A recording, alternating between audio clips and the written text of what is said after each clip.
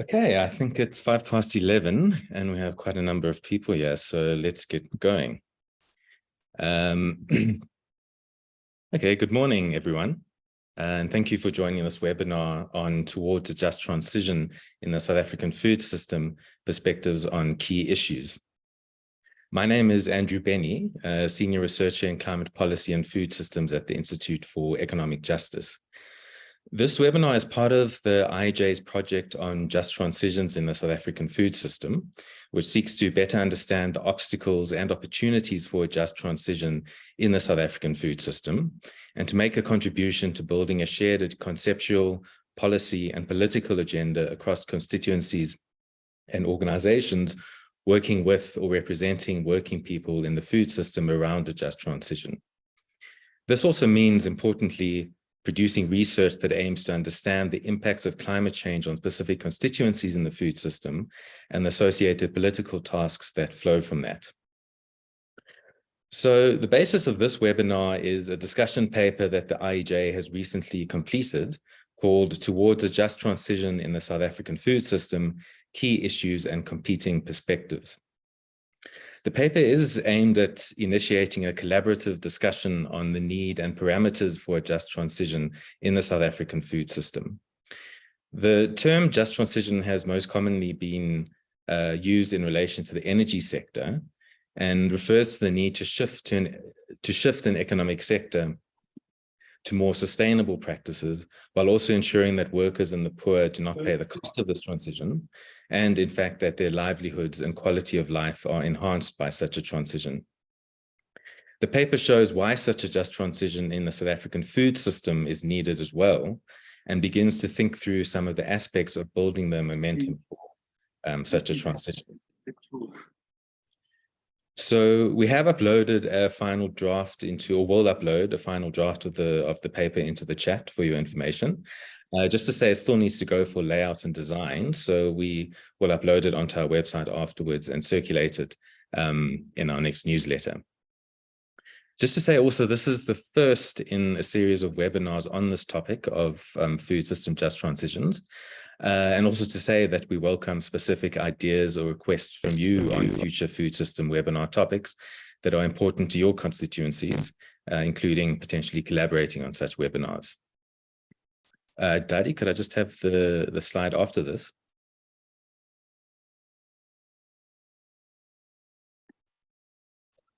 Okay, so before getting into the webinar discussion, just some quick technical housekeeping issues. So we are recording this and we'll be posting a copy of the recording to the IEJ's YouTube channel in due course. So please do feel free to also look at it there afterwards.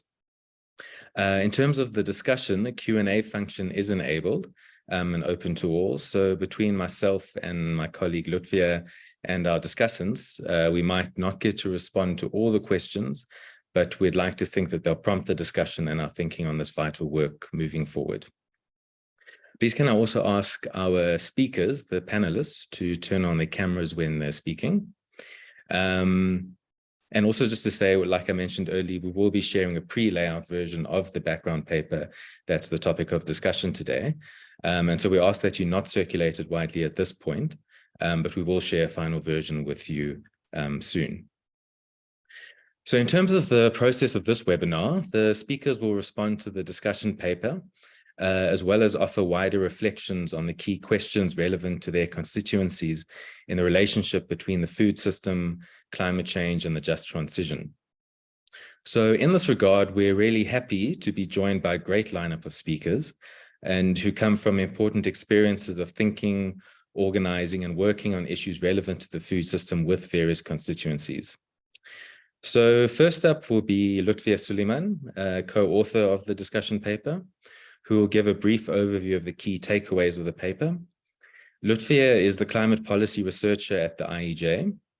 She holds an interdisciplinary Masters of Science from Wits University, and she's guided several years of management, coordination, and research work in the development sector with a feminist political ecology lens. Her current focus includes the just transition, food systems, and decent work. Following Lutfiyah, we'll have Mopholosi Morokong from the International Union of Food, Agricultural, Hotel, restaurant, catering, tobacco, and allied workers associations, or IUF, International Union of Food Workers for short, who will give an input on food and farm workers, climate change, and the just transition. The IF is part of why the IF is here is because they're quite advanced in their thinking on food systems, ecological questions, and workers. And so we're glad that Mopholosi has joined us. Mopholosi is the IUF's Occupational Health and Safety Officer for Africa. He currently manages a project building the capacity of agricultural workers' unions in the region to work on improving occupational health and safety. He joined the IUF in 2003, and prior to that, he worked for the South African Chemical Workers Union before joining Southern Africa Trade Union Coordination Council. He was part of the workers group that negotiated ILO Convention 184 on safety and health in agriculture, and has represented the IUF in many international and regional fora dealing with workplace rights. He is also a qualified lawyer specializing in labor law. After Mopholosi, we'll have Caroline Skinner from Women in Informal Employment, Globalising and Organising, WIEGO for short, who will give an input on the informal economy, the food system, and climate change. For over 2 decades, Caroline has interrogated the informal economy and processes of informality. This is with a view to generate new knowledge and inform livelihood-centered policy and planning processes. She has published widely on the topic. She has a long track record of policy and advocacy work at a local, provincial, national, and international level, and provides technical support for worker-based movements. Lastly, Howard Mbana from the Agricultural, Food and Allied Democratic Workers Union, AFADU for short, a COSATU affiliate, will reflect on some of the questions raised by Mopholosi, Caroline, and the discussion paper on the challenges and opportunities for workers raised by the questions of climate change and inequality in the food system, and the role of unions in responding to this question. Howard is a longtime trade unionist who has been in the labor movement, agriculture and food sector since the early 1980s as a member, office bearer, and an official. He has worked with the FADU from inception until its registration in 2017. He has also been part of the COSATU Climate Change Reference Group since 2014. And he is currently the National Education Coordinator at FADU and is also a student of environmental management. We have asked the speakers to keep their inputs to 10 minutes each, but they will get the chance to elaborate their thinking further through the open discussion that will follow their inputs. So we look forward to audience engagement as well in this open discussion. And so a reminder to please put your questions and comments in the Q&A section as we go along, but we will also open up the discussion to verbal inputs.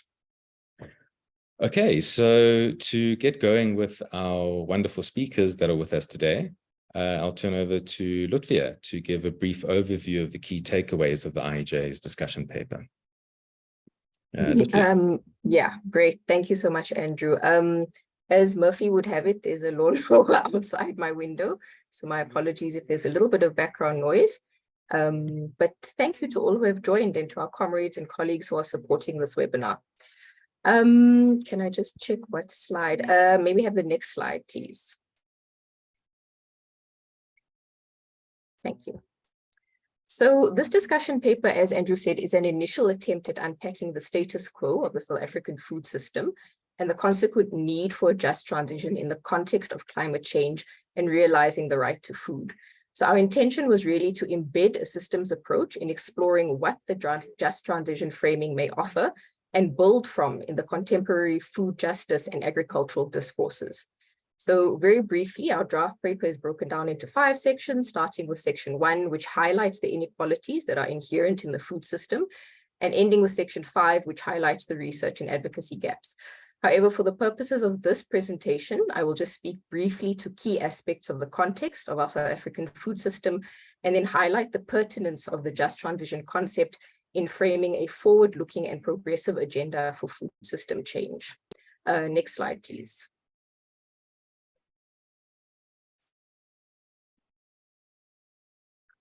So in terms of the context of the South African food system, we begin by highlighting that any transition must grapple with both the significant social inequalities of the broader food system, as well as the more often cited climate vulnerabilities of the agricultural sector.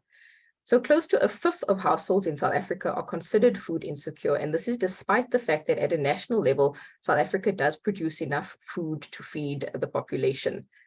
Furthermore, working class households are particularly hard hit by rising food prices, with a much larger proportion of the low-income household budget being spent on food that is often still insufficient in nutrition. Load shedding, of course, adds to this, deepening the intersecting energy and food crises and aggravating the impacts of low incomes and high unemployment. So thus, our food system currently does not actually adequately meet most of the population's social needs in terms of accessibility, affordability, and nutritional sufficiency. And we emphasize that these inequalities are not simply public health or socioeconomic failings, but that they fundamentally undermine the constitutionally enshrined right to food. And this in turn undermines our efforts at adaptation to achieve ecological and social resilience.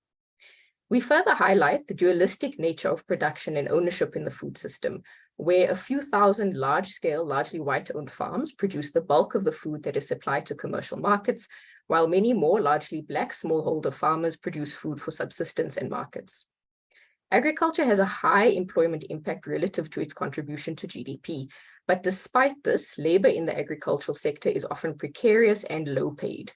It is estimated that only about 10% of the agricultural workers are unionized, and this further highlights the urgent need for a decent work agenda, as well as agrarian reform in a transition. The need for transition is further linked to our food system's vulnerability to climate change. South Africa is considered a climate change hotspot, as it is expected to heat at double the global average and see significant declines in food production. This has serious implications for workers, the informal economy, and production systems. So in summary, a just transition in the food system has to address wider inequality in society and the structural features of the value chains from production through consumption that perpetuate these inequalities. It cannot merely be limited to addressing the technical challenges related to the production of food and mitigating emissions. Next slide, please. So given these inequalities and the interlinkages with the current and anticipated climate impacts, to understand the contemporary discourse around sustainability transitions, the paper identifies a range of existing approaches that are put forward by different actors, including agro-industry, food justice advocates, policy advocates. Sorry to interrupt. Sure, I think sure. we're one slide too far ahead. Oh, I see. Okay, that's the correct. Thank you. That's better. Okay. All right, so noted here on the slide, these approaches are largely aligned to varying economic and political interests. We highlight, though, that the market-centered or neoliberal approach remains prevalent in policy and political influence, and that while at surface level it may seem good for workers as it centers job creation and economic growth, given the problems we discuss in the paper, we argue that this approach will actually merely reproduce the same food system, so with all its ecological problems and social inequalities. And essentially, it will not really be good for the working class in the long run. We propose that approaches that center more far-reaching ecological changes to production and consumption, that is combined with structural changes for distributional and social justice, need to play a greater role in informing policymaking. And this is otherwise known as a deep just transition. So we propose exploring how a deep and transformative notion of the just transition might provide a framework of thinking amongst progressive actors to lead on a vision and to counter the market-centered techno-fixing solutions to the just transition that reinforce existing patterns of ownership, control, and inequality. Now the next slide, please. Thanks. So how do we get there? Well, there is current policy momentum in South Africa related to climate change and the just transition. So for example, the Presidential Climate Commission, the Just Energy Transition Partnership, and the pending sector adaptation plans that fall under the Climate Change Bill. The PCC's Just Transition Framework has a limited framing though, and this and other policies may continue to reflect stances that are both shallow and that reinforce the economic status quo. Still, these policy processes may provide an opportunity for a progressive coalition to challenge the current policy bias that it prioritizes incumbent interests. So while there are many policy gaps and an overall institutional and policy inertia, the balance of power still swings in favor of organized commercial agriculture and dominant corporate food actors. This is illustrated, for example, in the main tenets of the Agriculture and Agro-Processing Master Plan, which largely reproduces the existing model of agriculture and large-scale commercial interests. So we identify that the key challenge is not only in designing the right policies and instruments, but it is also in building a viable coalition around a developmental strategy that can drive long-term change in the face of these difficult trade-offs and countervailing forces. In this context, we then suggest that there is a need for a progressive framework to address policies related to sustainability in the food system, and that the just transition could provide the basis as a mobilizing concept. So such a framework calls for further cross-sectoral deliberation amongst progressive actors and working people in the food system to define the principles and measures in an ongoing, collaborative, and democratic way. And we propose that this framework be the basis for assessing the justness of government and private policies and programs, and for some level of coordination and collaboration in policy and political action. Next slide, please. So leading from this, a strong coalition would need for transformative change would need to be supported through research, which is where we come in. And we highlight three main research areas that aim at understanding the existing adaptation strategies and what their impact, particularly on workers and women in those value chains, are. So such research can therefore inform a rights-centered thinking on policy options. Then a just transition framework may complement these efforts, especially if its principles and criteria are elaborated in a bottom-up and collaborative way, while simultaneously identifying the strategic demands and pathways to developing transformative resilience in our food system. Next slide, please. So in conclusion, we propose that a just transition agenda must include policy and public discourse. It must entail a clear approach to sustainability and clear procedures that ensure broad and meaningful participation. It must, of course, grapple with the existing social inequalities, and it must identify how to build a viable coalition around a developmental strategy that can drive the long-term change we want to see. So with this paper providing the framing of the key issues in the discussion of a just transition in our food system, we now turn to our invited panelists to give their inputs. Thank you. Great, thanks very much, Lutfiyah, for that very short, sharp, and sweet overview of the paper. The overview being short was, the intention was to partly entice you to, as the audience, to go and read the paper to find out more. But for now, I think that was a great overview of the paper. So thanks, Lutfiyah. One of the key things that Lutfiyah mentioned is that it's, number one, a discussion paper. So it's aimed at sort of provoking and facilitating discussion amongst various progressive social actors, labor, civil society, and so on, about, number one, understanding what actually are the contributions of and contributions to an impact of climate change on the South African food system, but also that these climate impacts will also impact workers, various kinds of workers across the food value chain. And so it's important, the suggestion in the paper is that it's important for workers, trade unions, and so on to think about and take on this ecological question in the food system, which will also impact workers. So to help unpack this key issue in the paper more, we'll turn now to Mopholosi Morokong from the IUF to talk more about the IUF's position on how workers should be responding to the ecological question in the food system and the broad inequalities in the food system. So over to you, Mopholosi, you have 10 minutes.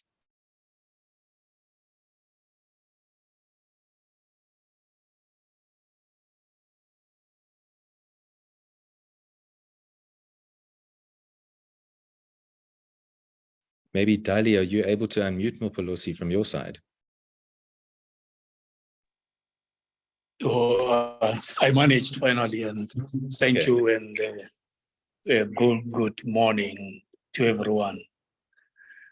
I must say the paper that has just been summarized to an extent covers some of the challenges that we face in the agricultural sector in particular, where workers are engage in production processes that contributes to greenhouse gas emissions at a great rate. And these challenges result in climate change that has an impact on jobs, livelihoods, and health. Probably before I share with you our perspective as International Union of Food, Agricultural, Hotel, Restaurant, Catering, Tobacco, and Allied Workers Association, IUF, let me briefly indicate what type of an organization we are. We are a global trade union that is present in about 126 countries with over 10 million membership, and this membership is growing. We do have membership here in South Africa in the agricultural sector and the food sector and the hotel sector. The challenges that the workers here in South Africa face around food security and the challenges that they face, which are occasioned by climate change, and the challenges of ensuring that there is just transition is quite a concern to the IUF. And over the years, our struggle for good health and safety outcomes in the workplace was linked with our struggle for the protection of the environment. And we have been aware all along that the environment, if it's not protected, would lead to serious detrimental effects, which will result, among others, with climate change that has brought droughts, has brought very serious changes in weather patterns, where you have heat waves, cyclones, floods, as experienced this year in KwaZulu-Natal here in South Africa, and quite recently in the Southern African region in Malawi. And these weather events lead to loss of life, job losses, loss of livelihood. And as a trade union, we feel the fight for climate justice in the face of climate change is occasioned by corporate greed. Most governments and businesses are playing lip service to just transition or to the eradication of greenhouse gas emissions or even their reductions. Our colleague in Asia Pacific, Dr. Hidayat, says climate change, or climate justice in particular, is a matter of life and death. In an era where extreme weather patterns threatens the human race, it may even obliterate the human race. That calls us as trade unions to take actions to ensure that there is just transition that at the center of it has human rights built in it. Not just transition that intends to focus on profit making. The IUF believes very strongly that trade unions are better placed to coordinate at local level, regional level, and global level actions that will ensure that, among others, in the discussions of just transition, the voices of workers are heard.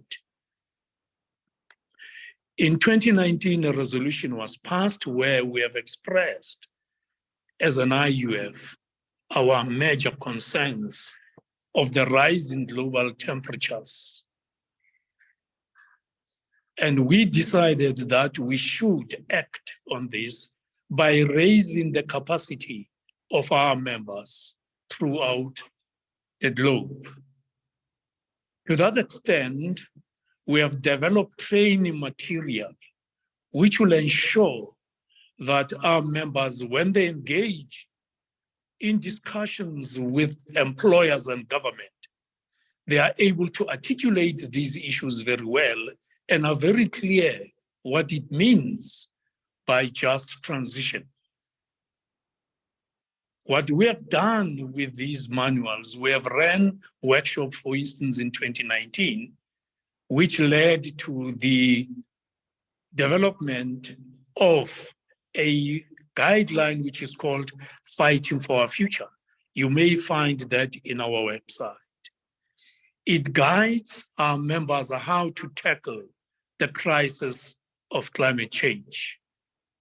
That document focuses mainly in the livestock production, because we have noted that livestock production contributes to a large extent to greenhouse gas emissions.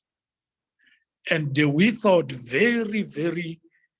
for us, very important that our members who are in the livestock productions are well trained to be able to deal with the challenges. The other issues that we have engaged with is the question of transportation of produce that come from the agricultural sector. For instance, in the wine sector, the labeling and bottling of the wine products, wine in particular, is done in glass bottles, which when you transport them, they are quite heavy and they lead to emission of CO2. And that impacts negatively on our environment and lead to climate change. We have engaged those companies in the Nordic countries that purchases wine, in particular from here in South Africa, Italy, and other countries. One of those monopolies are called Alco of Finland and Systembolaget. We have entered into a memorandum of understanding where we are saying when they source these wines from the producers, they should make sure that they package the products in a manner that is not going to contribute to lots of CO2s due to heavy transportation. We have also agreed with them that they should ensure that the workers who are the producers of these wines and also who are also the producers of food are better paid. Because you find workers who produce this food, they remain hungry because they are not paid. And the paper that was explained to us just a couple of minutes ago indicates that you find lots of inequalities in the sector that people produces food. In fact, workers are vulnerable in the agricultural sector. They work in precarious situations. Some of them, they are not even secured with job security. Some of them, they do not have food security. They are food insecure, yet they produce food to feed the world. The researchers have shown that South Africa in particular produces too much food, but there is so much hunger.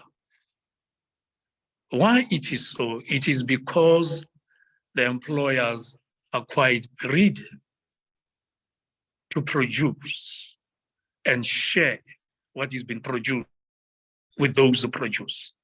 The IUF is engaged with the employers in collective bargaining processes where they want to see justice. And food security should not be food for the few, should not be food for those who are for capital. It should be food for everyone. And this is what IUF is fighting for. So the work that we do in Africa, in our project, where we enhance capacity of IUF affiliates to challenge employers to aggressively reduce greenhouse gas emissions, seeks to ensure that they stop burning fossil fuels so that the climate can be saved. And we are promoting what we call agroecology in the agricultural sector, where pesticides Sorry, 1 minute are not left. being used.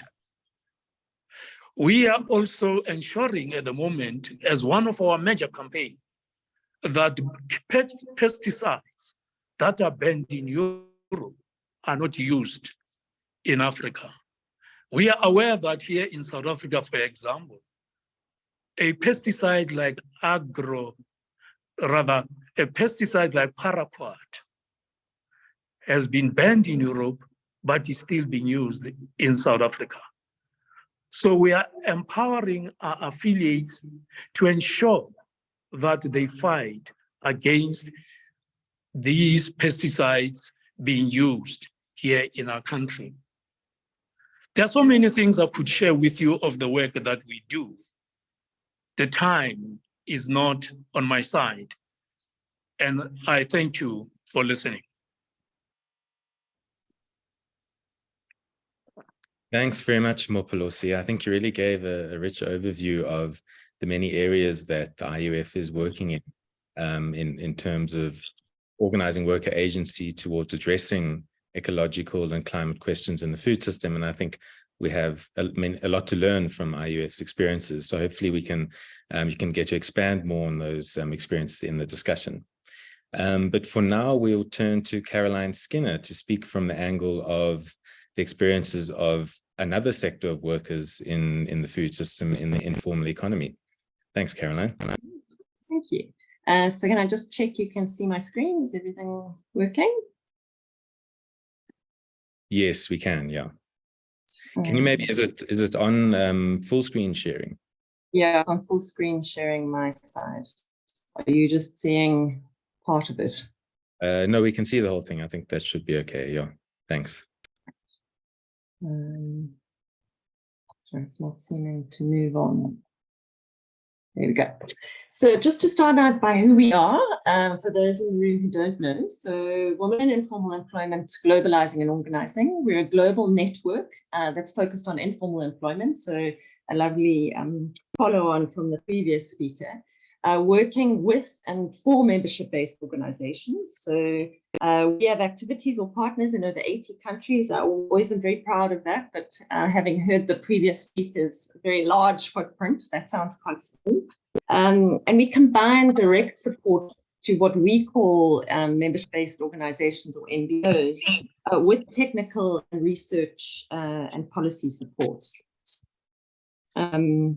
So in South Africa, our partners will be known to many of you, SAITA, so the Informal Trader Association, the African Reclaimers Organization, SAPOWER, also Waste Pickers, the South African Domestic Service and Allied Workers Union, and ISWE Domestic Workers Alliance. In my more UCT work with food systems colleagues, I've also supported the Somali Association. So just to say in terms of what we define as informal employment, and it's not just informal trade, but the whole ambit of people who are precariously employed, we really use the International Conference of Labour Statisticians norms, which focus in on status of employment. So those in the formal and informal sectors, but also in households who are without social protections or employment benefits. So this has implications for the kind of where one looks at the intersection between the food system and informal employment. And we also very much like the excellent IEJ paper that we've been asked to respond to, draw on a food systems approach, dating back to Ericsson's work, and I've honed in with my work with Gareth Haysom on food system activities. So from producing through to processing and packaging, to distributing, retailing, consuming, and waste disposal. And if you look at the intersectionality between that and informal employment, it kind of breaks down into many, many different categories. So, if we hone in on those in informal employment in the informal sector, issues around informal smallholder agriculture and the production side, but then to also hone in on processing and packaging, the breaking down of bulk, small-scale processing, the informal transporters for distributing, street and market traders and spaza shops in the retail. And we know this is a huge source of employment in the South African space, but also informal restaurants and shebeens who often serve in terms of the consumption side. And then to not forget the waste disposal, so informal waste collectors and recyclers. So in the formal, informal employment in the formal sector, there's precarious employment across this chain. So in terms of informal employment in the food system, and it's kind of nudging this paper to kind of pick up on the entire system. So as has been said very articulately, but there has been perhaps a disproportionate focus on the production side. In South Africa, each of these food system activities, from production through to recycling, is characterized by high levels of corporate concentration, inequality, and I just did a quick search in preparation for this around kind of the pay gaps, and it's always the most acute in retail. So the latest stats suggested that in ShopRite Checkers, the average employee annual salary was around about 80,000 in comparison to the CEO's salary of 50 million. So a pay gap of 623. It always kind of brings it out quite starkly, but also labor precarity. And I just wanted to add in the issue of foreign migration participation. So in each of these food system activities, they contribute to climate change, mostly negatively, and are in need of a just transition. So how are we seeing this in our own work? So there's disproportionate impact. So workers in informal employment, by definition, lack social protections, often lack basic infrastructure at work and live in informal settlements, and so are disproportionately vulnerable. In terms of current impacts in South Africa and globally, workers are reporting both being impacted by extreme heat, wind, pollution, flooding, and food price increases. And it's interesting, we monitored, as you can imagine, very closely the impact of COVID-19 on informal workers, both in South Africa and globally. And food insecurity was a huge factor.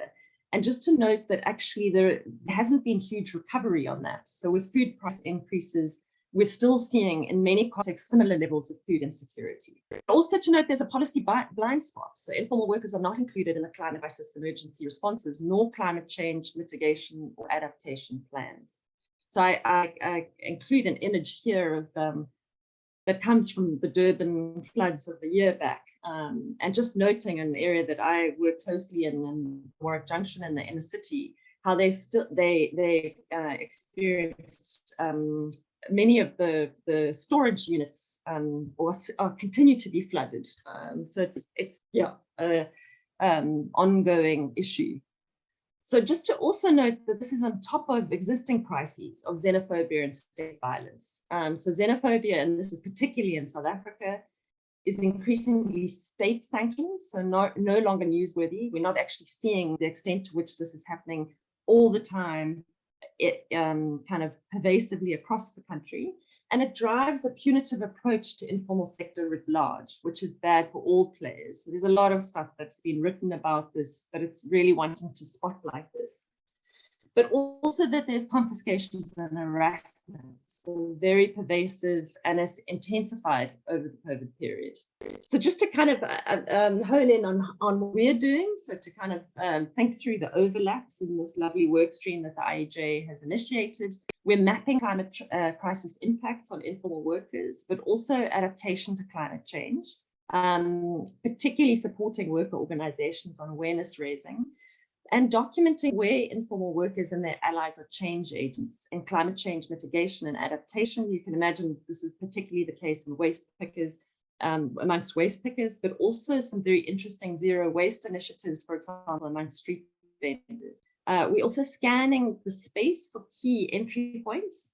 And as an urbanite, I must hone in on the fact that local government is also a key player in terms of shaping the environment for informal workers, and also nationally and internationally. And just to note, for us in particular, the 2023 International Labour Conference Just Transitions discussion of this year has been a key focus, and we have worked with our membership-based organizations to come up with joint platforms and a kind of way of engaging in that space. So just back to the last slide, just to say, other than something that we've focused in on specifically, so this paper was a particularly interesting provocation and a kind of lens through our work, a different lens. So just, in terms of this webinar, it was a nudge to the authors to perhaps look across the food system activities. So, or to justify why it's strategic to particularly pick up on the production end, which, I think there are a whole lot of good arguments as to why that's the case. And maybe pull in those who are working on, if it's waste, recycling and recovery. There's a whole lot of interesting initiatives that you could pull in folks who are already doing work in that arena. This is quite a crowded field. And I think that your introductory comments actually really hone in on this very well. It comes out less strongly in the paper, but what's the niche in this stream of IEJ's work? And it's really to say you've got an interesting group of people around the table who are approaching these things differently. So it's an interesting point of discussion of saying what should this stream of work do in particular, and really very much informed by the key advocacy, policy, and other opportunities. So, I think that we've got to sometimes look in left field spaces. So for us in WIEGO, a key focus is actually extended producer responsibility in the waste space. So sometimes there's interesting new spaces that are not just in government initiatives. So that's enough from me. And just to say, really lovely paper. So, as discussants, we've had the privilege of reading this early and to nudge folk to look at the details. They have distilled an incredible amount of research into a really interesting new set of ideas. So yeah, compliments to IEJ for this content.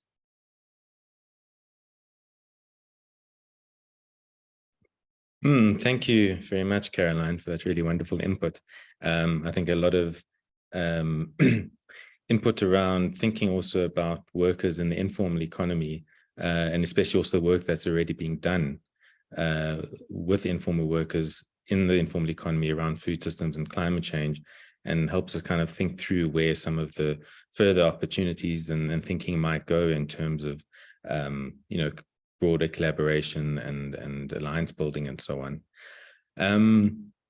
So based on these inputs, we're now going to turn to Howard Mbana from AFADU to give some of AFADU, a union, a COSATU affiliated union that organizes workers in various parts of the food value chain in South Africa, to give further reflections on the issues raised in the paper and by the panelists from the angle of the organizing that you actually do with workers in food value chains.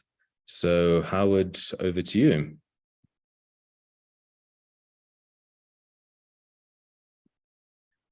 You're still on mute. Yes, good morning, everybody. As has been said, my name is Howard. I work for AFADU.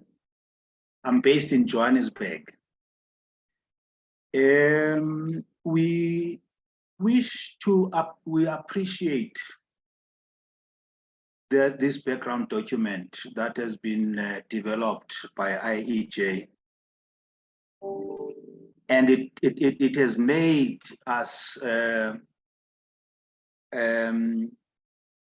given us an opportunity at last to be able to enter and contribute to the debate. So it's a very valuable document and very good read. And as we move along, I'm sure we are going to use it as and other developments related to it. So because we don't have much time, we acknowledge also the social inequities that are presented that are revealed in the paper. The inequalities, the insecurities, ecological threats, vulnerabilities, and all the injustices that are revealed in the document. And thus, therefore, making it very necessary for a change and a holistic just transition agenda for the food systems. So AFADU embraces the need for a just transition in the food system. We acknowledge the prevailing shortcomings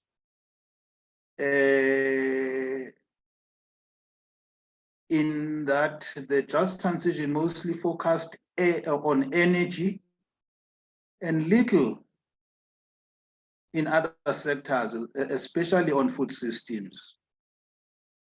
However, this is not unexpected because of the complexity of the process of transition and the different challenges faced by the different stakeholders. So it is to us, it is not unexpected that this situation is prevailing, but this needs to be changed. And because of the situation that we're in now and what we are discussing now, we hope that that is going to be addressed.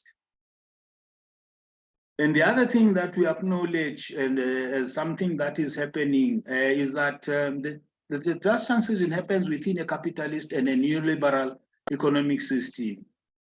And the challenge and the change that is required to the present system will be met with resistance. We are aware of that, and we acknowledge that. Also, a just transition brings changes in operations in the workplace and in the legal framework that is guiding employment relations. So there's a lot that, because of the just transition, we are expecting that we are going to experience in terms of change in employment relations, including loss of jobs because of some of the things, including operational requirements. So there's a need, therefore, to choose or embrace approaches, principles, tools to engage with this process, and at all levels. So these approaches, we are of the view that the approach must be integrated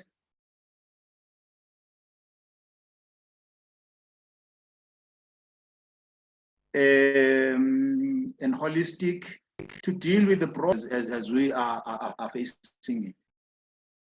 And some of the principles that must guide us,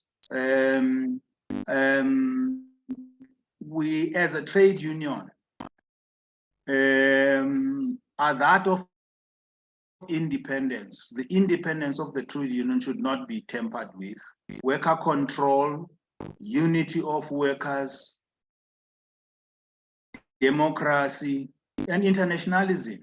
So those are the principles that as a trade union, we feel that they must never be tampered with. Otherwise, the union is doomed if it loses these principles. And as we engage with this, with the transition, we should be guided by those. But other principles also are supposed to be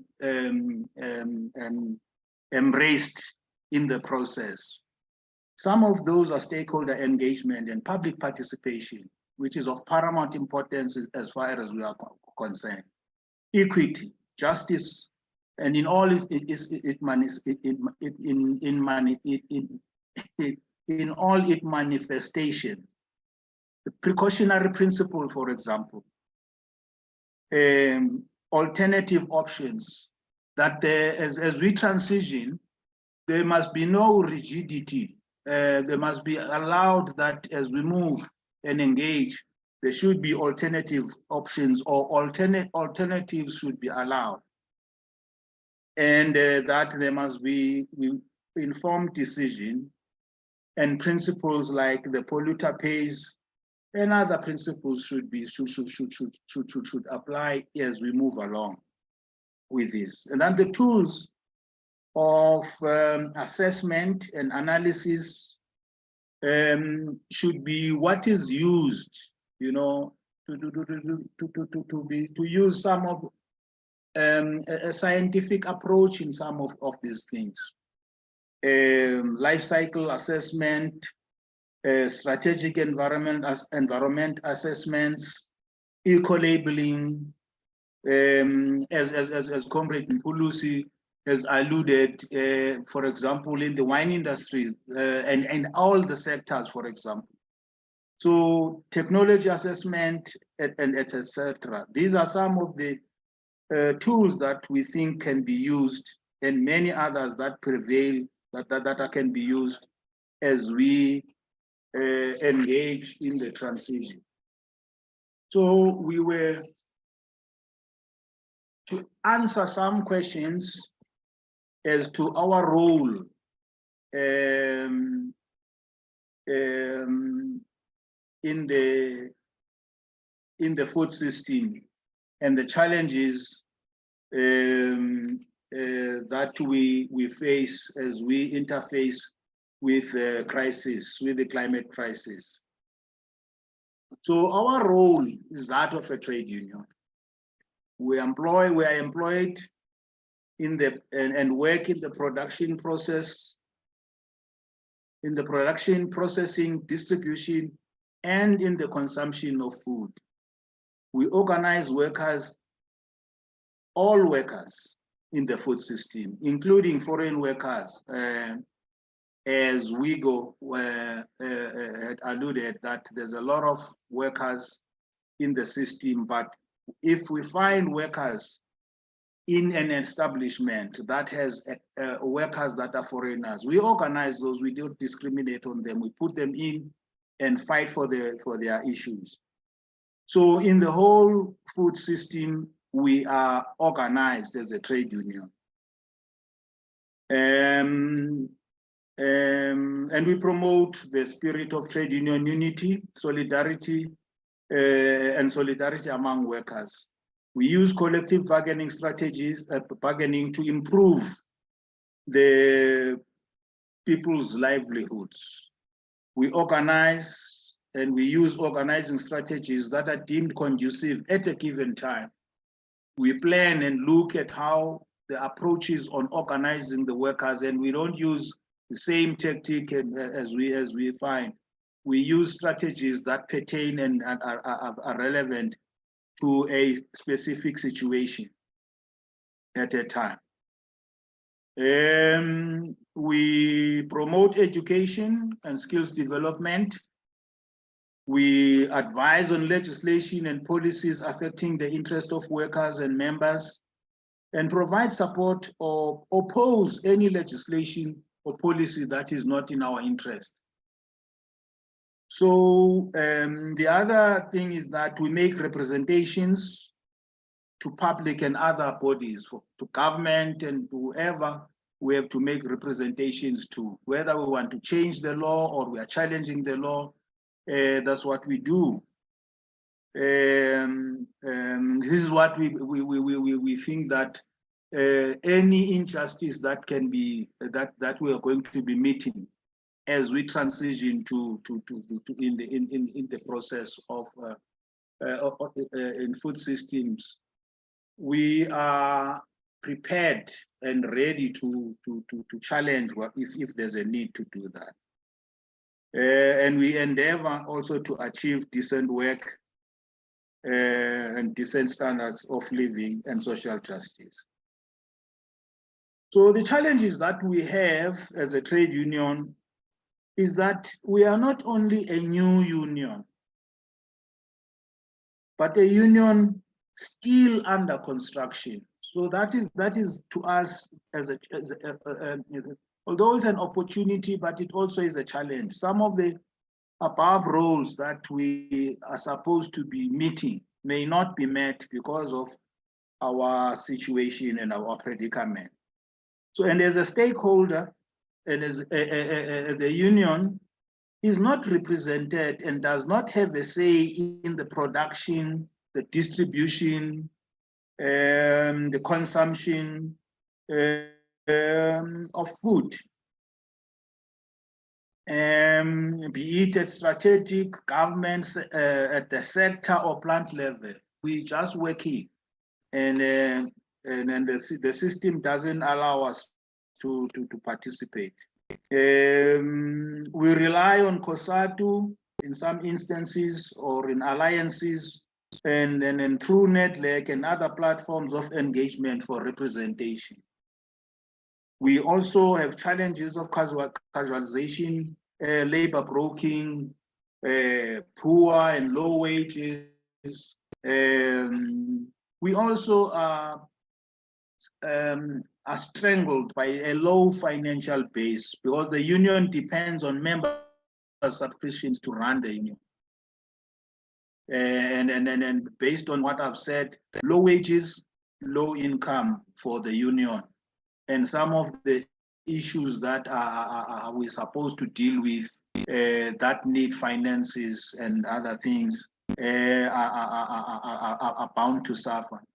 We have limited capacity in managing and administration in the union, in running the union, this administrative and management skills. Sorry, Howard, 1 minute left, yeah. Oh, okay. So the vision that we have is the ultimate one is the change in the capitalist system, poverty eradication and hunger eradication, food availability, accessibility and affordability, meaningful engagement, not just to be consulted just and say that and move on. But the alliances, we are prepared to work with all trade unions and those that are in other sectors, including Abu Sakau, and unions that are not necessarily in COSATU. Labor service organizations, NGOs, we've got also barriers to building alliances. The barriers are related to the incapacities that I spoke about. And the other thing is that we are too ambitious as a union. We want to hit above our weight, although we are still new and don't have the capacities. And that is a stranglehold on us. We want to be like other trade unions that are fully established. But lastly, there's also funding, and competition is a problem. Lastly is that we need to look at the terminology and concepts that are used in this whole process and give an established meaning and common understanding in some of the terms and concepts, reduce and eliminate ambiguity of the terms so that we can be able to engage in these processes fairly. Thank you very much. Thank you, Howard. Much appreciated. I think that gives a really great, set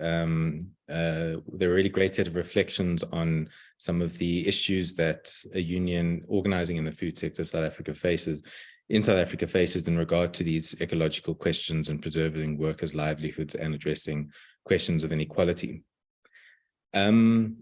So we now are turning to the discussion phase. The speakers, I think, have given a really great set of thoughts and provocations for us to engage with. So please, there are some questions and comments that have been put in the chat and the Q&A. So please do continue there. And also, if you'd like to make your input verbally, please just raise your hand and we will unmute you so you can speak. Maybe just to get things going, and it links to one of the comments that are in the chat here from Judy Scott Goldman.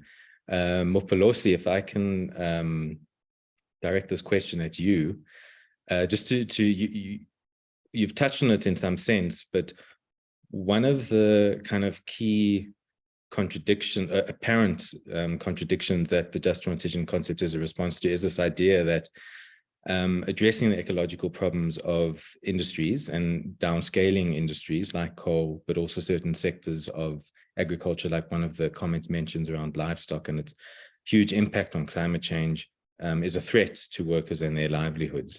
And the just transition concept is this idea that actually workers need to struggle for livelihood improvements and ecological improvement. And Judy Scott Goldman raises the question here, for example, just as a very concrete example, that with one of the issues you raise is the weight of wine bottles in their export and therefore increased transport emissions. And she gives the suggestion that, for example, if wine was shipped raw to its destination countries and then bottled there, it would mean a reduction in the bottling industry and therefore employment here.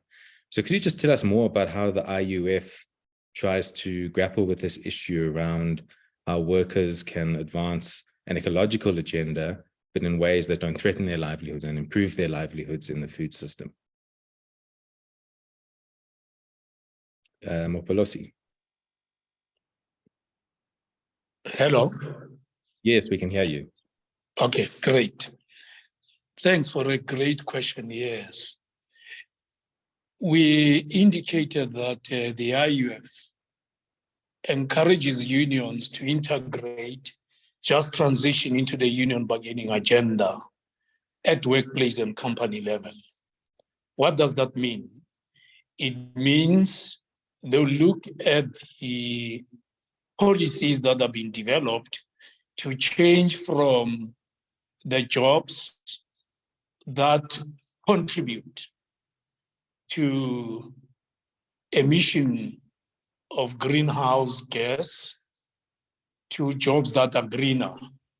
But at the center of that change, workers' rights must be taken into account to ensure that the workers are being trained to do these greener jobs, to ensure that workers do not lose livelihood, and to ensure also that the communities do not lose income. That can only happen if the trade unions are able to articulate these concerns and contribute to ideas. Ideas is not a monopoly of those who own capital. Even those who work, they have ideas that are creative, that are innovative, that can bring change.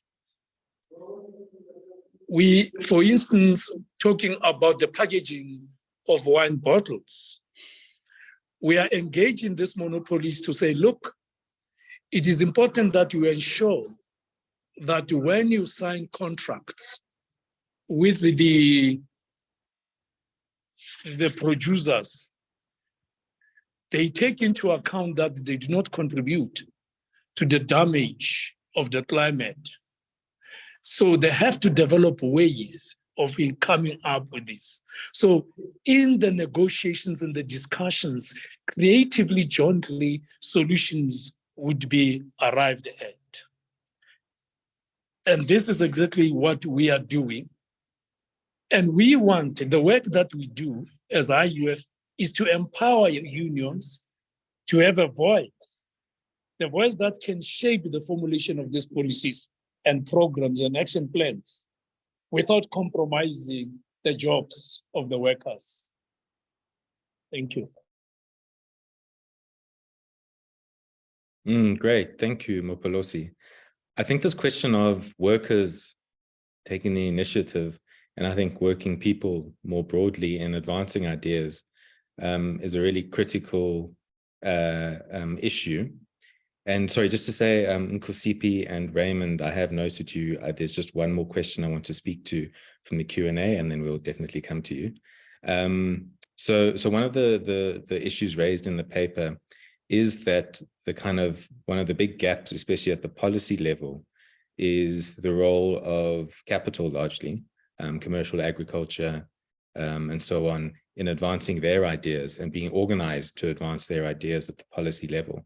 And we see it in the fact that policy for the agriculture and food system is in many ways about deepening the existing system and doesn't really take sufficiently into account the changes that need to happen because of climate change, so ecological questions, as well as deeper transformations to make it a more fair and equitable food system. And so one of the key issues is to talk about, if you will, strengthening the power of formations from below, of workers and so on from below, to more strongly propose ideas, for example, at the policy level. So one of the challenges there, and it's raised in the chat, it was raised by Caroline around xenophobia in the informal economy. It was also an issue raised here by Sharon about addressing xenophobia in the informal sector. And that's the question of, if you will, political fragmentation or organizational fragmentation amongst working people in the food system, whether it's between informal workers and permanently employed workers, unionized workers and informal workers, or between South African workers, especially in the informal economy, and non-South African workers. So this question of addressing the organizational and political fragmentation is perhaps something, do you maybe want to pick up on, Caroline? Oh boy, that's a hard one. In the way that you see. Yeah, I mean, that's kind of, an internationalist perspective of saying all workers. I've seen, in the informal economy organizing space, there have been so many success stories of real solidarity with a worker-based identity, rather than this kind of fragmentation that we're certainly seeing in South Africa at the moment. And I think what's different over this more recent period is that it's been condoned by the state. So, what I did want to spotlight is, the xenophobic crisis has food security implications. It's very seldom seen in those terms. But we know that foreign migrant food vendors, spaza shops, street vendors across the country are absolutely critical to poorer households' food security.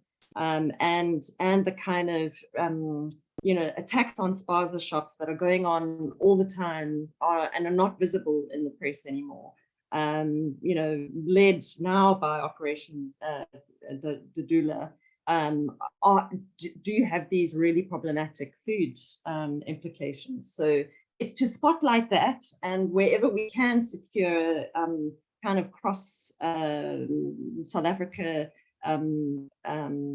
foreign migrant solidarity, all the better.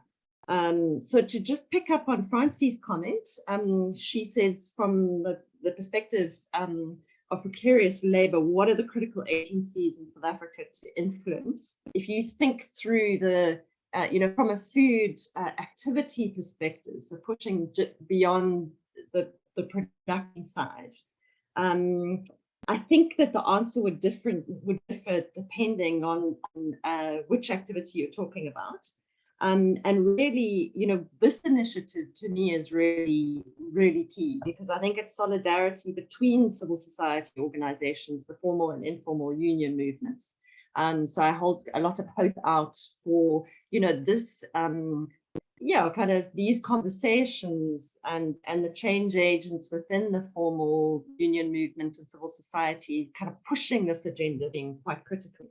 But to say that also, if you think of, perhaps just to hone in on the formal, the retail element of the food system, actually players like the Competition Commission are key.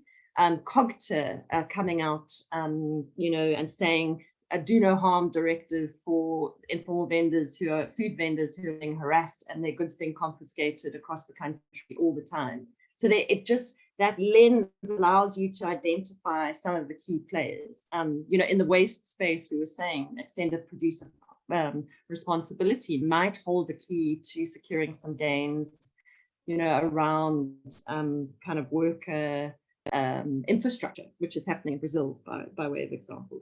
So yeah, I think that there's some exciting new possibilities on the table. Enough from me. Thanks, Caroline. Raymond, you have your hand up. Please do go ahead. Could I also ask you, Raymond, if your question is directed at a particular person, to say who that is, at a particular panelist. Thanks. Thanks, Andrew. Can you hear me? Yes, please go ahead. Great. The first thing is that the paper seemed really useful information. I'd like to see a bit more space for integrated indigenous technical knowledge, because it's not respected, and most of the support we get from government is for fertilizer, poison, and GE seeds. So I really think that aspect of agroecology could perhaps get a little bit more prominence. The second point, though, is that this ITK is the way to build on sustainable practices. We have a lot of sustainable practices in Africa. I'm the chair of the Network of Organic Agricultural Research in Africa, and it's amazing the diversity and richness of indigenous technical knowledge. But what is really needed now is to bring science of agroecology to support practitioners and to develop the understanding of nutrition, avoiding the junk food and the sugar, because there's such a huge industry push for junk food and for salts and fats and sugars that I think we really need to combat that. Thirdly, the question that I really have, and I think it actually applies to all three of your members, so how can we transform the national and provincial departments of agriculture so that small-scale farmers are getting the kind of support they need? And just finally, to mention that the initiatives that we're involved with already around Africa, the Organic Knowledge Hub program funded by GIZ in Germany. In Southern Africa, we're working with Sustainability Institute, and we being the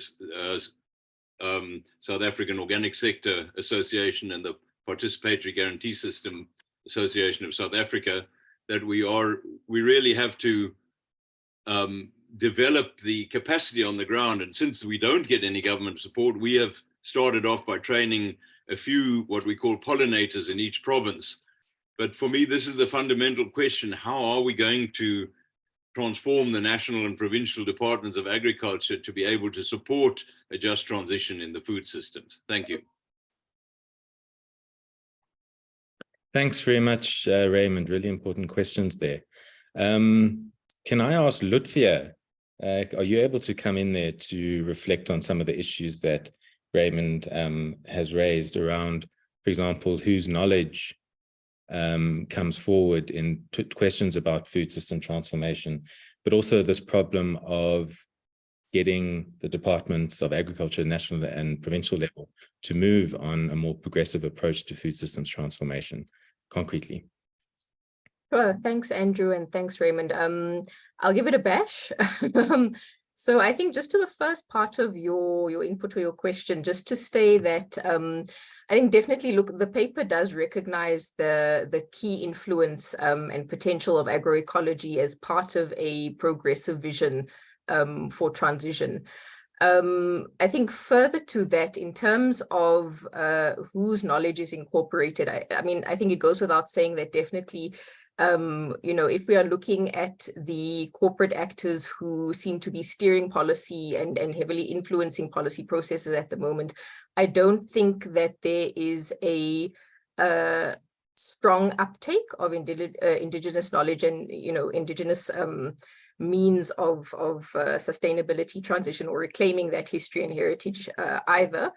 And I think that in terms of opportunities for influencing and strategic opportunities for influencing policy, but also implementation and also existing programs, I think that it's going to require, this is again why we kind of speak to this idea of a coalition, or the need to build a coalition to really respond to the lack of inclusiveness of the current dialogues.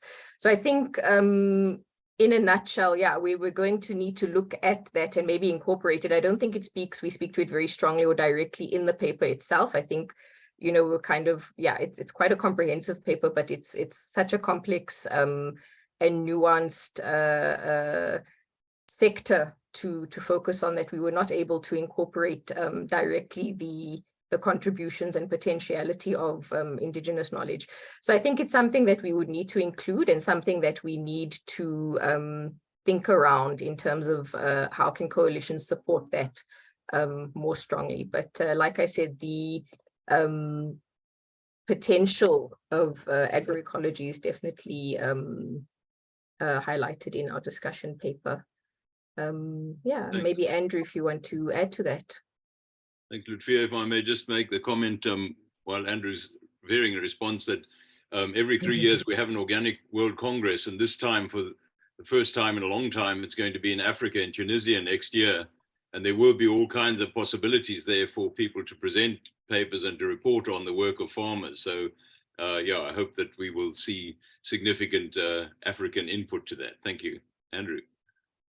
Yeah, thanks, Raymond and Lutfiyah. Just to pick up on the one question from the one issue raised by Lutfiyah in response to your question about pushing the South African Department of Agriculture, I think that is one of the issues that the paper raises, which is the policy orientation, for example, of the government in general. We see it in a shallow approach to the just transition in the food system in the Presidential Climate Commission.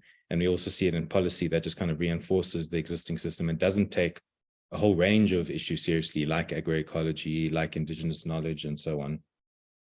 And so one of the kind of key propositions of the paper is that a key response is for a more coordinated civil society and labor approach to these questions, and in terms of lobbying and advocating aimed at government. I think the important thing also just to say is the paper is not suggesting, for example, a new campaign or a new movement or whatever the case might be, but that there's a key opportunity for more sharing across these sectors that are in the food system: agroecology, farmers, with workers in processing, manufacturers, with informal workers in the informal economy, notwithstanding the contradictions that have been raised in this discussion, but that a potential key further step is efforts to, or measures to try and work towards more of a shared agenda amongst these actors in order to be able to advance a sort of shared advocacy approach. So yeah, but one of the other issues you raised around the consumption end is something I also wanted to ask. And there's a question here from Kele Pohile, which says, aimed at Howard, please share how is health of employees who are impacted by food insecurity and lack of understanding of concepts by researchers, as stated by Mr. Mbana. What is the strategy to improve health? Because pay equity is a global challenge for lower income workers. And so Howard, if would you be able to take that on? I think just to expand it a bit, I think the question there is also saying, is there a role for unions in responding to the inequalities of the food system, not only from the vantage point of the wages and working conditions of the workers that unions represent, but can unions play a role in also speaking to the consumption end? We see in the paper that up to a fifth of South African households are food insecure. There's massive challenges of malnutrition, and together with that malnutrition, food insecurity, obesity, and health challenges, and so on. And workers are also food consumers. So yeah, could you take that question on, Howard?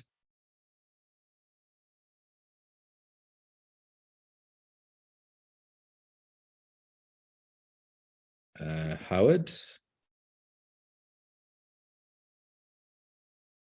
But it's worth trying. But as part of the strategies that we use internally in negotiating, for example, for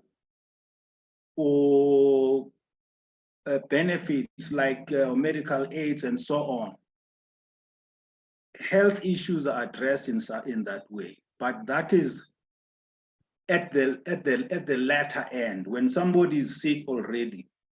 What needs to be happening is that information and education and capacity building has to happen so that people should learn to change the lifestyles. Because the system that we are in has got these inequalities. It's either it involves overconsumption. You consume much, not because sometimes you like, but because it's what you have as a worker.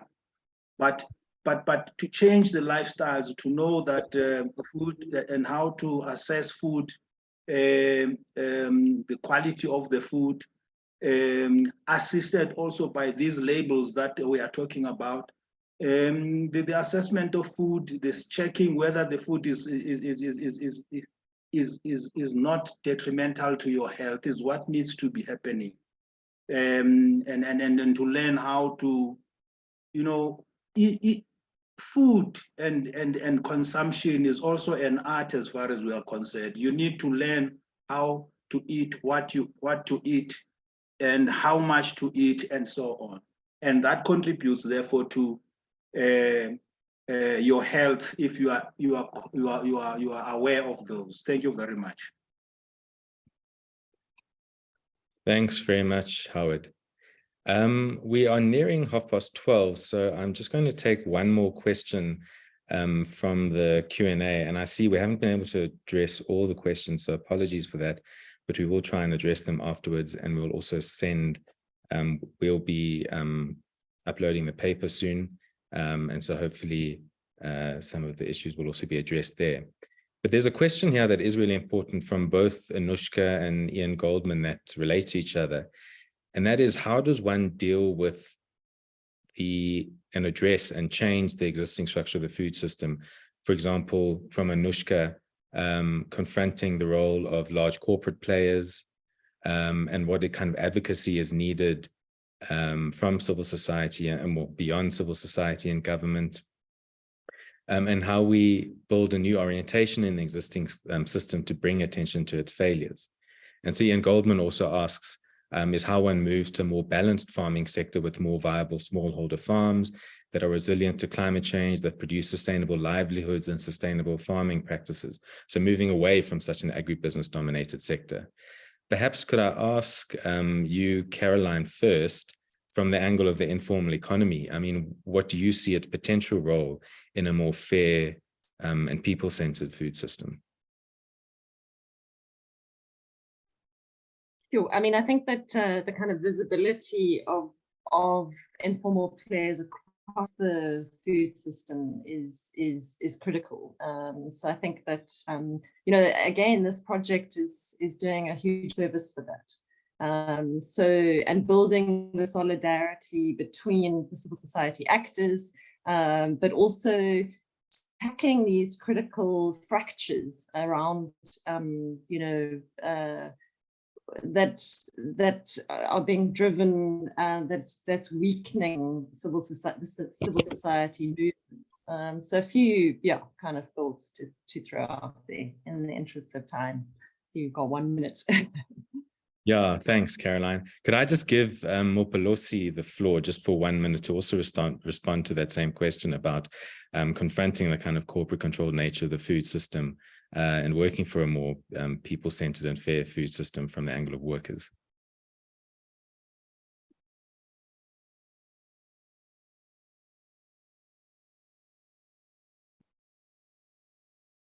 Can you unmute, Mopholosi?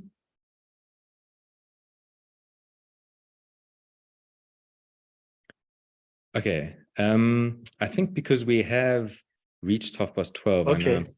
Oh, Mopholosi. Okay, great. Okay, thanks. Yeah.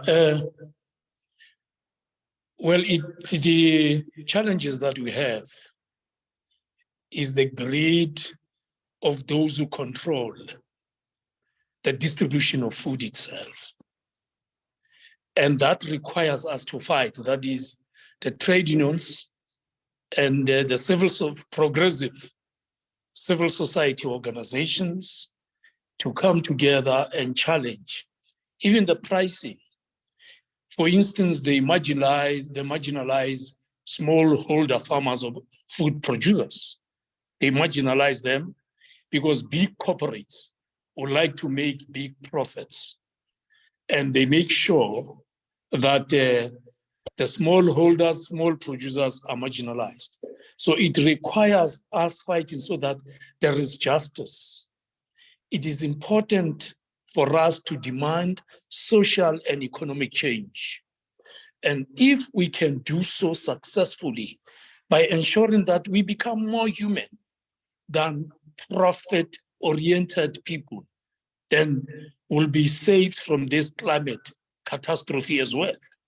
So that will be my input. I wanted to contribute, if time allows, that as IUF, to the agroecology question, that we are running a campaign to promote agroecology, where we'll also take into account indigenous knowledge as to how in the past they've been dealing with the problem of pests and herbs rather than using pesticides. So we are working on that, and we'll be open to work with other organizations that are engaged in promoting agroecology. And I thank you. Thanks very much, Mopholosi. Great tone to end on, based on the values of collaboration and cooperation. So let me apologies if I'm bringing it to a somewhat abrupt end, but we have gone over a bit of time. So just a few things to say. Firstly, thank you very much to the speakers who took the time to read and engage with the paper and prepare really valuable input for this webinar. So thank you very much to Lutfiyah, to Caroline, Morokong, and to Howard. And thank you, of course, to the audience who attended this webinar on a weekday. We had, I think, at the height of it, 88 people here. So that's a really great attendance. So thank you very much for being here and, of course, for your engagement. Just to say, we had a bit of technical trouble uploading the paper. So please accept our apologies for that, but we are going to be emailing it to you as soon as possible straight after this webinar. So again, apologies that we weren't able to upload it during the webinar. And so, yeah, the recording of this webinar will also be shared in the next couple of days. Just also to say, and it's kind of just to partly respond to two of the questions raised in the chat by Alison and another person about issues of water use and value chains, finance, and so on. This is very much a first discussion paper that sets a bit of the scene, but we are continuing research on particular value chains, such as livestock, where we're engaging with deeper ecological questions and very specific value chains to really unpack what actually in the actual value chains where workers' livelihoods depend are the ecological issues for transition, and therefore also the political issues to consider. So please follow IEJ on Twitter, Instagram, and Facebook for other updates on this work and the IEJ's broader work. And look out also for the designed version of the discussion paper on our website and social media pages. And also just to say, you know, we have 4 webinars on this food system project plan per year.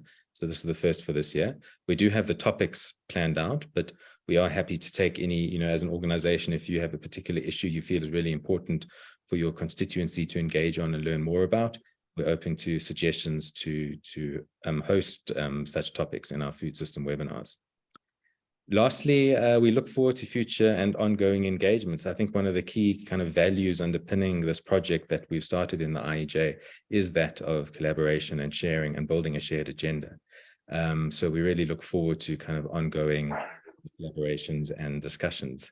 So thank you very much and have a wonderful day further.